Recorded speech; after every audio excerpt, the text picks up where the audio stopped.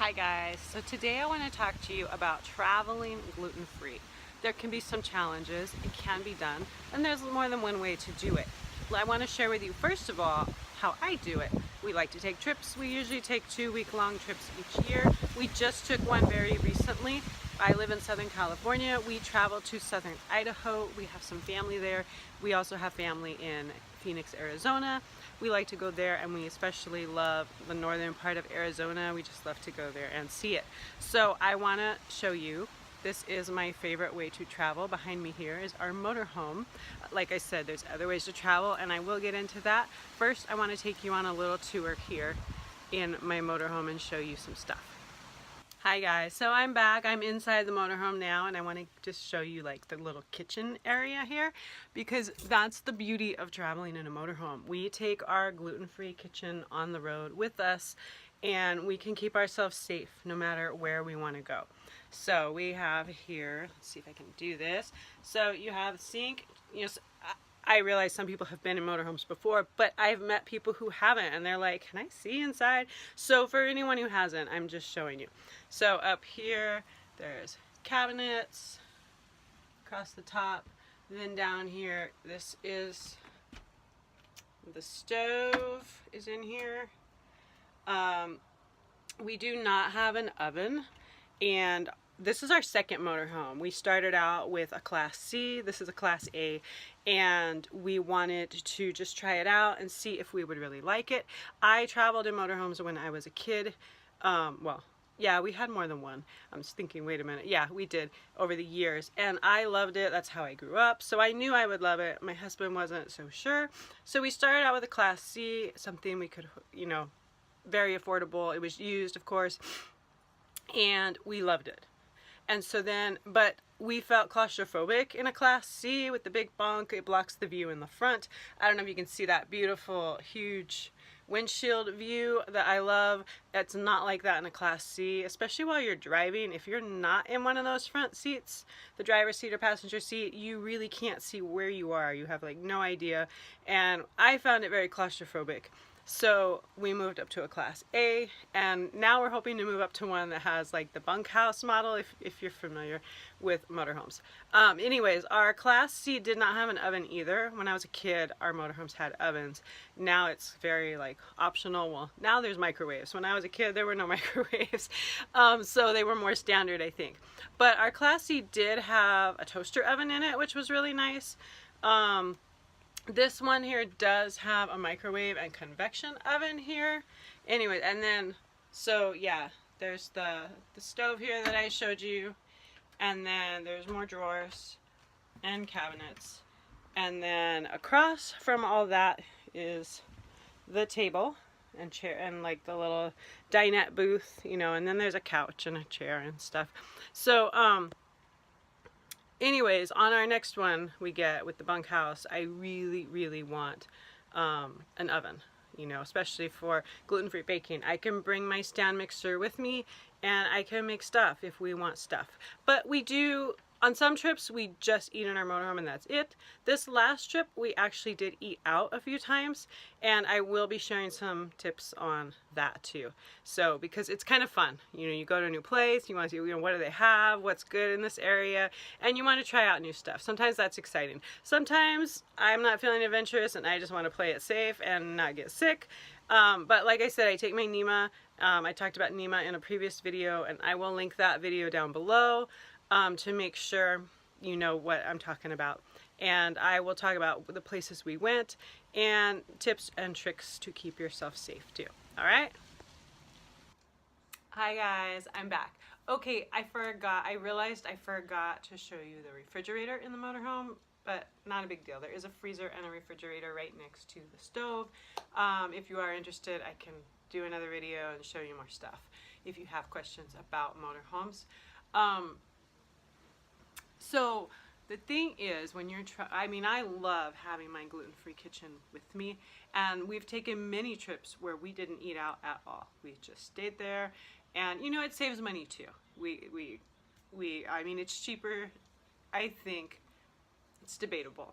I always think it's cheaper going to motorhome because the price for staying in, you know, RV parks and campgrounds and things is cheaper than staying in hotels. But there is the cost of gas, which is higher than driving a car. So I don't know, sometimes it evens out, sometimes it is less though, depending on the prices of the RV parks. Some of them are super cheap and some are pretty pricey depending on the locations of them.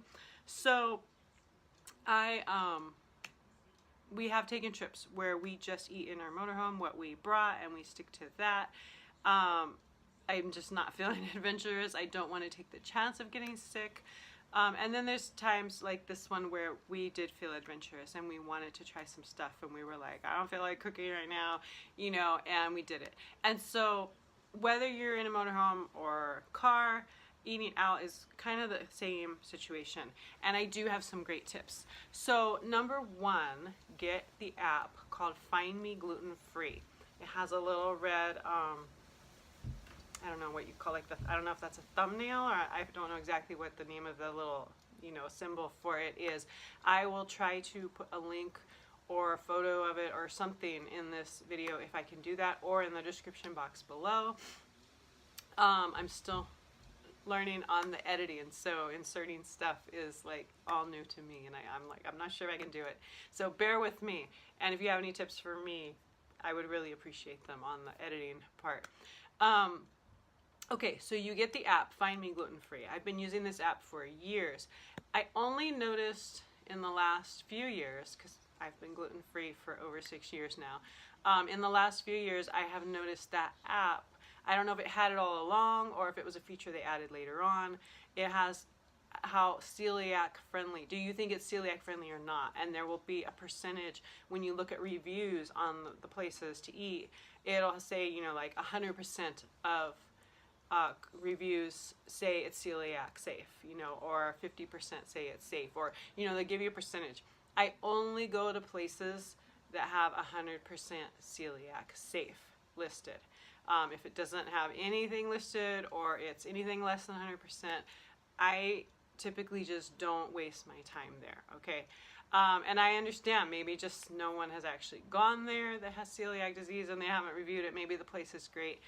I'm just not usually in the mood to take that chance and delay my meal and maybe have to just eat, I don't know, a bag of potato chips or something, you know what I mean? So I typically only go to ones that say 100% celiac safe. I will list, so like I said, I live in Southern California and we took the 15 all the way up. I forget what the last stretch is. In northern Utah into southern Idaho. We took the 15 all the way, and then I think it's the 93, or I forget. We took one last highway there into Idaho. I will link the places we ate. I know we spent the first night in Fillmore, Utah, and there was an amazing place there. Very small place, but great food, and the owner himself, I don't know if he actually had celiac, but he was gluten-free and very sensitive, and we told him, you know, we're on a trip and we saw you guys online with good reviews for being gluten-free, and he totally knew what he was doing.